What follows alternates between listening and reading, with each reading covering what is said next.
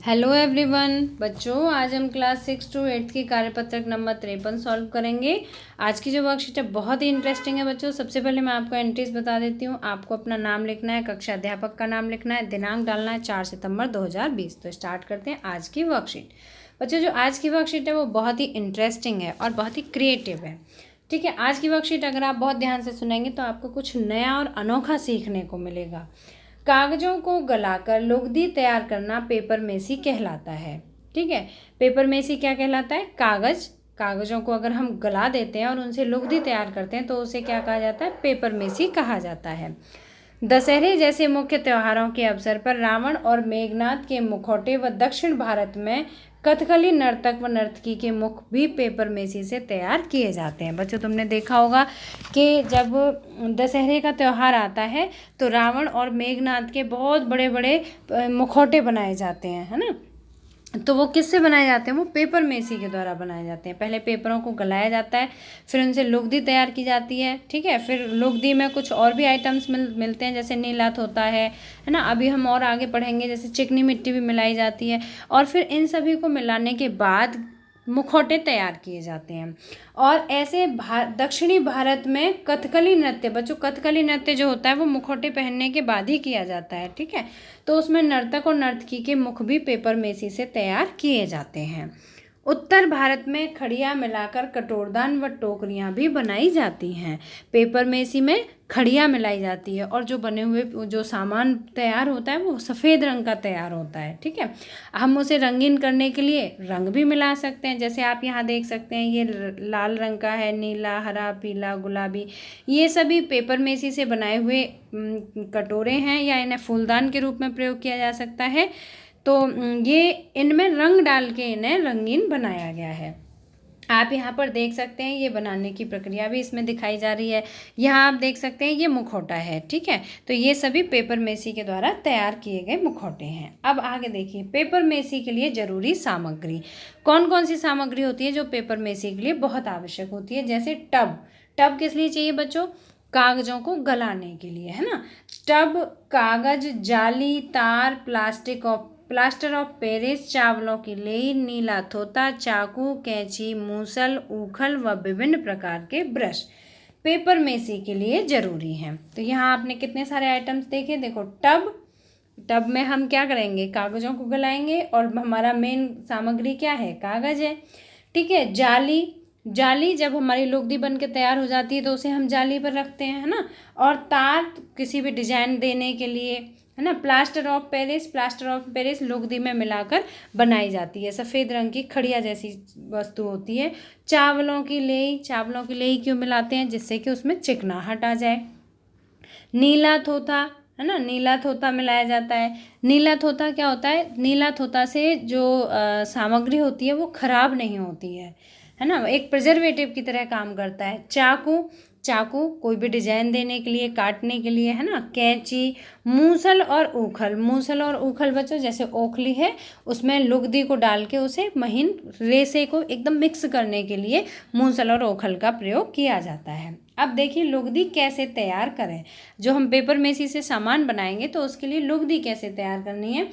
Tub में पानी भरकर कागज के छोटे छोटे टुकड़े कर उन्हें अच्छी तरह से भिगो देना चाहिए। गौरतलब है कि पानी कागजों के ऊपर रहना चाहिए, मतलब पानी में कागज डूब जाए, इतना पानी होना चाहिए। ठीक है, हफ्ते भर बाद पानी को बदल देना चाहिए, मतलब 6 दिन बाद पानी को बदल देना चाहिए। और 2 हफ्तों बाद कागज के टुकड़ों को टब से निकाल कर देख लेना चाहिए। यदि टूटे हुए कागज का रेसा छोटा निकले तो समझ लेना चाहिए कि कागज लुगदी के लिए तैयार हो गया है। मतलब कागज का रेसा एकदम बारीक और लसलसा हो जाना चाहिए, है ना। जो बहुत छोटा छोटा रेसा कागज का दिखने लगे तो समझ लो कि वो लुगदी बनाने के लिए तैयार हो गया है। उसके बाद ऊखल में गलाए हुए कागज की लुगदी को कूटना चाहिए। जो कागज की लुगदी है उसे फिर ऊखल में डाल देना चाहिए, ओखली में, और फिर उसे मूसल से कूटना चाहिए। नीला थोता व गोंद मिलाकर उसे तैयार कर लेना चाहिए। और जब हम उसे कूटते हैं तो कूटते समय ही उसमें नीला थोता और गोंद मिला देना चाहिए। अब देखिए बनाने की विधि। पेपर मेसी से हम कोई भी आइटम बनाते हैं तो किस तरह से बनाना चाहिए। जिस वस्तु का आप मॉडल बनाना चाहते हैं उसका चित्र या खिलौना सामने मेज पर रखिए। वस्तु की लंबाई और चौड़ाई के हिसाब से आकृति तैयार कर लीजिए। मतलब आप जो कुछ बनाना चाहते हैं उसे सामने रख लीजिए, जिससे कि उस डिजाइन आपसे भूल ना हो कोई भी, है ना। और फिर आप उसी आकृति को उस लुगदी से तैयार कर सकते हैं। अभ्यास करते करते आप अच्छी आकृति बनाना सीख जाएंगे। अगर आप लगातार अभ्यास करते रहेंगे तो आप बहुत अच्छी आकृति बनाना सीख जाएंगे। मॉडल बनाते समय चिकनी मिट्टी में हवा के बुलबुले नहीं होने चाहिए। मतलब जब मॉडल तैयार किया जा रहा है, मतलब जो आइटम आप बनाना जा रहे हैं, जब आप उस आइटम को बना रहे हैं तो उस बनाते समय उस मिट्टी में जो लुगदी है उसमें हवा के बुलबुले नहीं होने चाहिए, है ना। साथ ही तैयार आकृति छायादार स्थान पर सुखानी चाहिए। जो आकृति तैयार है उसे छायादार स्थान पर सुखानी चाहिए। बच्चों, छायादार में क्यों सुखानी चाहिए, धूप में क्यों नहीं सुखानी चाहिए? इसलिए सुखाना चाहिए क्योंकि छाया में सुखाने से जो वस्तु है वो चटकेगी नहीं। ठीक है, जो आपने पेपर मेसी से जो भी आइटम मॉडल तैयार किया है वो चटकेगा नहीं। और सूखने के बाद धूप में रखना चाहिए। जब वो सूख जाए तब उसे धूप में रखना चाहिए। अगर आप उसे धूप में रख देंगे तो क्या होगा पता है, सूखते समय ही उसमें बहुत सारी दरारें पड़ जाएंगी। इसलिए उसे छायादार स्थान पर सुखाना चाहिए। अब देखिए, तो चलिए पेपर मेसी की विधि का इस्तेमाल करते हुए कुछ नया और अनोखा बनाते हैं। क्या नया और अनोखा बना सकते हैं हम? तो देखिए, पहला प्रश्न, आपने पेपर मेसी द्वारा क्या बनाया और कैसे बनाया? आपने क्या बनाया पहले ये बताना है, फिर कैसे बनाया, विधि भी बतानी है कि आपने कैसे बनाया इसको। दूसरा प्रश्न है, क्या यह पर्यावरण के अनुकूल है? मीन्स जो आपने मॉडल बनाया है वो क्या वो पर्यावरण के लिए हानिकारक तो नहीं है, और नहीं है तो क्यों नहीं है, कैसे नहीं है। तो चलो बच्चों, मैं आपको रिटन रूप में आपको प्रश्नों के उत्तर दिखाती हूँ। पहला प्रश्न है, आपने पेपर मेसी द्वारा क्या बनाया और कैसे बनाया? तो देखिए, मैंने पेपर मेसी द्वारा एक फूलदान बनाया। ठीक है, क्या बनाया मैंने? एक फूलदान। जैसे मान लीजिए कटोरा है, उसी की शेप का बनाया और उसमें हमने फूल सजाए, तो वो क्या हुआ, हमने एक फूलदान बनाया। अब हम बताएंगे इसमें बनाने की विधि कि मैंने फूलदान को कैसे बनाया। देखिए, टब में पानी भरकर कागज़ के छोटे छोटे टुकड़े करके उन्हें भिगो दिया। सबसे पहले क्या किया, हमने कागज़ों को भिगो दिया। फिर 1 हफ्ते बाद पानी बदल दिया। ठीक है, 1 हफ्ते बाद पानी बदल दिया। 2 हफ्तों बाद कागज़ के टुकड़े टब से बाहर निकाले। उसके बाद गलाए हुए कागज़ों को ऊखल में कूटा। ठीक है, जब हमने कागज़ों को देखा कि मतलब एकदम रेसे दिखाई देने लगे कागज़ के, तब उसे क्या करेंगे, हम उसमें ओखली में डालकर कूट लेंगे। ठीक, उसके बाद गलाए हुए कागज़ों को ऊखल में कूटा। फिर नीला थोथा और गोंद मिलाकर लुगदी तैयार की। फिर उस लुगदी से कटोरे के आकार का फूलदान तैयार किया या फूलदान बनाया। ठीक है, लुगदी में थोड़ी चिकनी मिट्टी भी मिलाई थी। लुगदी में चिकनी मिट्टी भी मिलाई थी जिससे कि उसमें चिकनाहट रहे। ठीक है, मिट्टी मिलाने से क्या होगा, एक तो जो भी आइटम हम बना रहे हैं वो थोड़ा कड़क हो जाएगा और चिकनाहट भी रहेगी उसमें।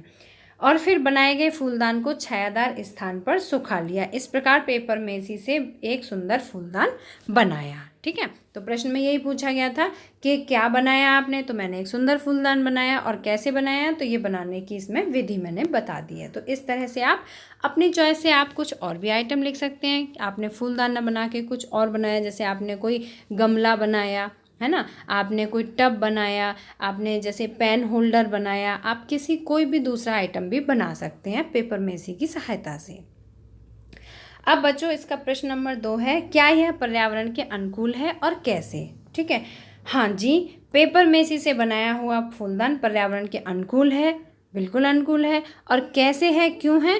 क्योंकि इसे बनाने में किसी भी प्रकार के हानिकारक रसायन का प्रयोग नहीं किया गया, इसलिए इसमें सारी प्राकृतिक चीज़ें मिलाई हैं, है ना। कोई भी हानिकारक रसायन का प्रयोग नहीं किया गया, इसलिए ये प्रकृति के या हमारे पर्यावरण के अनुकूल है। तो बच्चों, अगर आपको वीडियो पसंद आए तो लाइक शेयर जरूर करना, और अगर अभी तक आपने सब्सक्राइब नहीं किया तो हमारे चैनल को सब्सक्राइब जरूर करना।